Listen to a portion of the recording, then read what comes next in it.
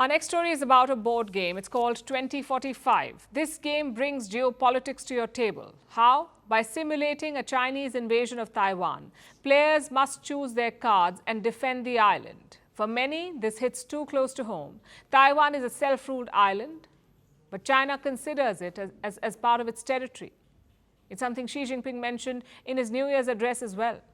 The Chinese president said no one can stop Taiwan's reunification. And how has Taipei reacted? Their president, Lai Ching-te, wants to increase the defense budget. So where is this equation going, and will the new game capture these real-world tensions? Our next report tells you. The game is called 2045. It simulates an armed conflict. Taiwan fighting a Chinese invasion. The scene is set 10 days before the attack. Players can be anything from Taiwan soldiers, Chinese spies, pro-China politicians, and citizens defending their home. The game highlights the chaos and complexities of war. Each decision brings players closer to victory or defeat. Through this game, it can help players to understand where the PLA may land. Although I care about political issues, I'm not very knowledgeable on military matters. Therefore, through this game, I learn about where the PLA may land in Taiwan and launch an attack. The board game was developed by Mizo Games. They started raising money in August, and within 3 months, they had over $120,000, surpassing their original target by 4,000%. The game will not just release in Taiwan, it will also be available in the United States and Europe. There are 3 reasons that the 2045 game chose China's war on Taiwan as its backdrop. Firstly, it is an ongoing situation. As we know, it is not quite peaceful around Taiwan Island and the Western Pacific as we speak. Secondly, 2045 is set in a scenario 20 years from now, so international and domestic players can both experience this prophetic scenario. Lastly, the game can be interpreted from the perspective of a Taiwanese. Now, Taiwan is no stranger to the stakes of the game. After all, it's part of the reality they live in.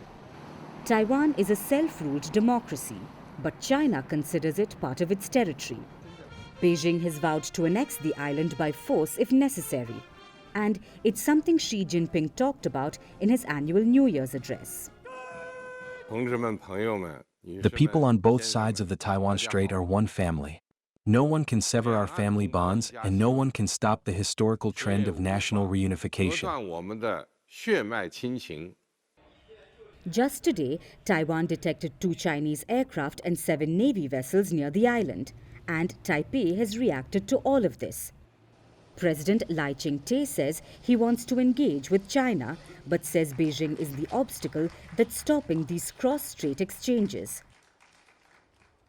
He's also vowed to boost the island's defense budget, adding that Taiwan is crucial to the line of defense of democracy globally.